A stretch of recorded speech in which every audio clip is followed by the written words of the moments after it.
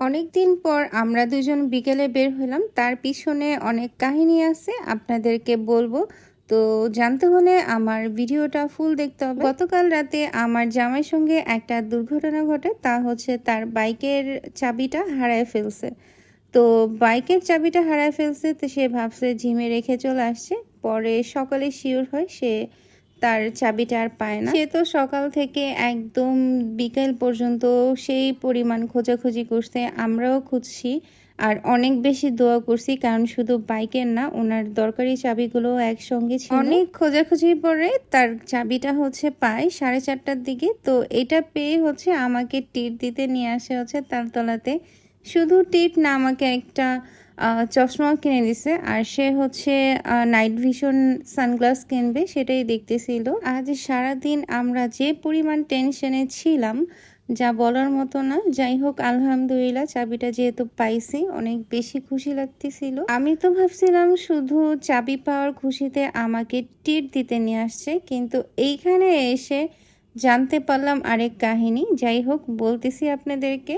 তো আজকে হচ্ছে আমরা মিস্টার বার্গারে বসবো। অনেক দিন হয়েছে মিস্টার বার্গারে আসা হয় না, তো ভাবছি আজকে আমরা হচ্ছে এখানে বসবো। আমরা কিন্তু গত সপ্তাহে হচ্ছে হাওড়ে গেছিলাম, টাঙ্গুর হাওড়ে। ওইটার ব্লগ আসবে।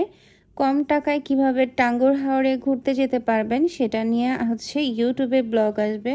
ভাই, ওইখান থেকে আসার পরে আমি যে পরিমাণ অসুস্থ হয়েছি যা আপনাদেরকে বলে বোঝাতে পারবো না। যাই হোক, ওই ব্লগ আসলে আপনাদের সঙ্গে শেয়ার করব। তো এসে হচ্ছে আমার পছন্দের খাবারটা অর্ডার করে দিছিলাম, সেটা হচ্ছে এই চিকেন ললিপপটা। আমার কাছে ওদের চিকেন ললিপপটা এত মজা লাগে যা আপনাদেরকে বলে বোঝাতে পারবো না। এটা এত পরিমাণ মজা। ওদের ফ্রেঞ্চ ফ্রাইটাও অনেক মজা। এক কথায় ওদের সবগুলোই খাবার মজা, কিন্তু আমি আসলে হচ্ছে এই খাবারটাই বেশি খাই। আর এইটাতে হচ্ছে আমার পছন্দের সব খাবারগুলো থাকে, যেমন হচ্ছে কোলসো, ফ্রেঞ্চ ফ্রাই আমার অনেক বেশি পছন্দের। তাই আমি একের মধ্যে সবগুলো খাবার পেয়ে যাই। আর এই ললিপপটার কথা আর কি বলবো, এটা এত মজা, এক কথায় অসাধারণ একটা টেস্ট লাগে আমার কাছে। কেন জানি আমার কাছে এটা অনেক ভাল লাগে। আমি আর কোথাও এটা খাই নাই, শুধু এইখানেই খাই।